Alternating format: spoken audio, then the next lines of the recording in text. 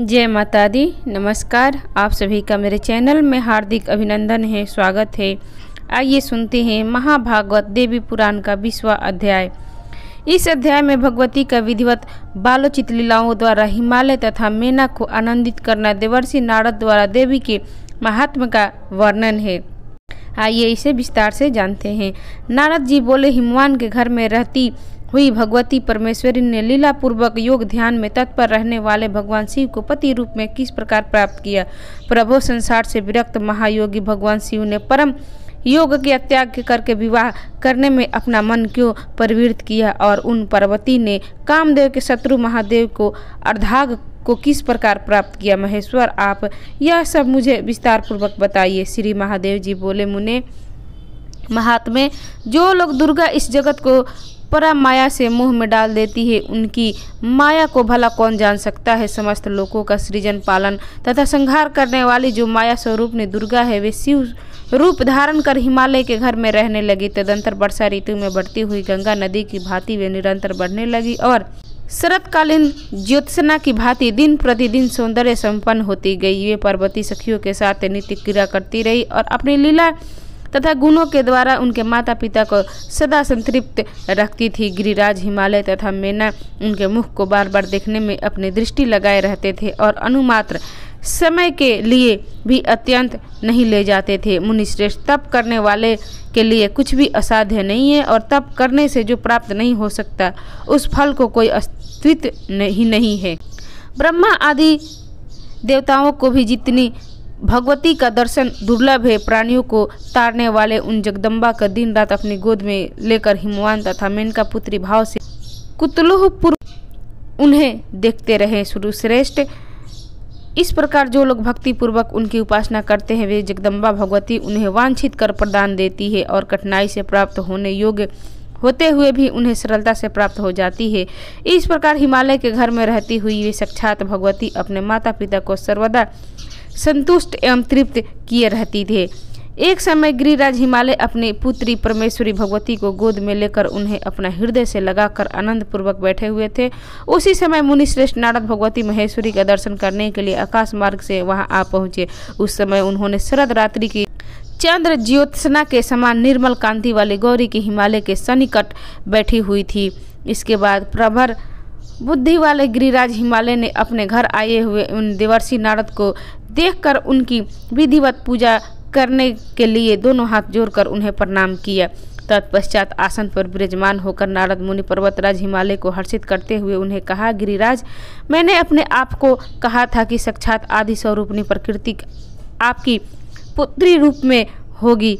अब तो आप उन्हें जान गए होंगे। उसी कारण से कल्याणमयी भगवती प्रकृति ने अपने पुत्री रूप में स्वयं जन्म लिया है। ये प्रेम वश शंभु के अर्धांग को ग्रहण करके उनकी भार्या के रूप में प्रतिष्ठित होगी।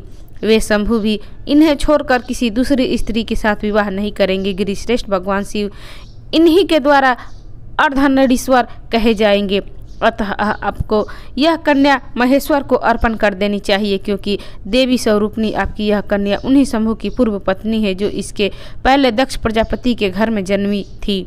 महामते, इन दोनों में परस्पर जैसे प्रेम होगा, वैसा प्रेम किन्हीं भी पति पत्नी में न हुआ हो और न तो होगा। भगवान शिव इन्हीं की शक्ति से देवताओं के अनेक कार्य संपन्न करेंगे। इस प्रकार भगवती का पुत्र भी महान बलशाली तथा पराक्रमी होगा, जिसके सम्मान बलवान योद्धा न हुआ तो और न होगा। अतः आप किसी अन्य को यह कन्या देने के लिए मत बनाइए। नारद मुनि का यह वचन सुनकर गिरिराज हिमालय ने उनसे कहा, सुना जाता है कि देवताओं के लिए भी अगोचर वे महेश्वर अनासक्त तथा महान योगी हैं और उन्होंने कठोर तपस्या भी की है। निर्विकार ब्रह्मा में सर्वदा अपना चित्त लगाए बैठने रहने के लिए निश्चल शिव अपने भक्त अंतकरण में केवल परम ब्रह्मा को देखते हुए 12 की ओर अपनी दृष्टि भी न डाले। उन महेश्वर के ऐसे स्थित चित्त को विचलित करने में भला कौन समर्थ हो सकता है। फिर वे मेरी इस कन्या को पति रूप में भला कैसे स्वीकार करेंगे। नारद जी बोले, पर्वत श्रेष्ठ, आप उस विषय में कुछ भी चिंता न कीजिए। जिस तरह मैं उनका ध्यान भंग होगा उसे सुनिए। असुर राज तरकासुर के मदांग होकर सभी देवताओं को बंधु बांधवों सहित जीतकर इंद्र का राज्य छीन लिया। उसी प्रकार वह तारकासुर अन्य देवताओं के भी अधिकार बलपूर्वक छीनकर ब्रह्मा जी के द्वारा दिए गए वर के अनुसार तीनों लोकों को एकमात्र अधिपति बन बैठा है। ब्रह्मा जी ने भगवान शिव के अमित तेजस्वी औरस पुत्र के द्वारा उस दुरात्मा की मृत्यु होना सुनिश्चित किया है। इसलिए ब्रह्मा जी के आदेशानुसार इंद्र आदि सभी देवता अत्यंत सावधानी पूर्वक महादेवी को विमोहित करने के लिए प्रत्यनशील होंगे। पर्वत श्रेष्ठ, यह सब कार्य केवल निमित्त भर एवं लौकिक ही होगा। वास्तविकता तो यह है कि अपनी पुत्री की महादेव जी से सम्मोहित करेगी। आपके यह कन्या जगत को मोहित करने वाली महामाया है, विष्णु को सम्मोहित करने वाले लक्ष्मी है और शिव को सम्मोहित करने वाली शिवा है।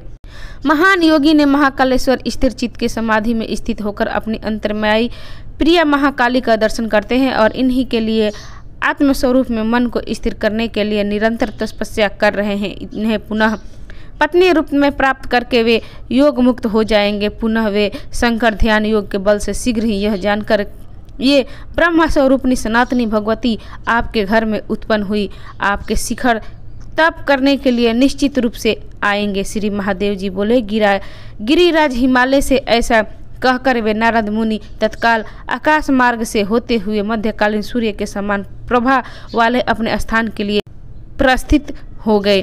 इस प्रकार श्री महाभागवत देवी पुराण के अंतर्गत महादेव नारद संवाद में 20वां अध्याय पूर्ण हुआ। तो भक्तगण, ये थी महाभागवत देवी पुराण के 20वां अध्याय। आपको कैसी लगी? अच्छी लगी तो इसे लाइक करें, शेयर करें, मेरे चैनल को सब्सक्राइब करें और कथा सुनने के लिए आप सभी का धन्यवाद। नमस्कार। जय माता दी।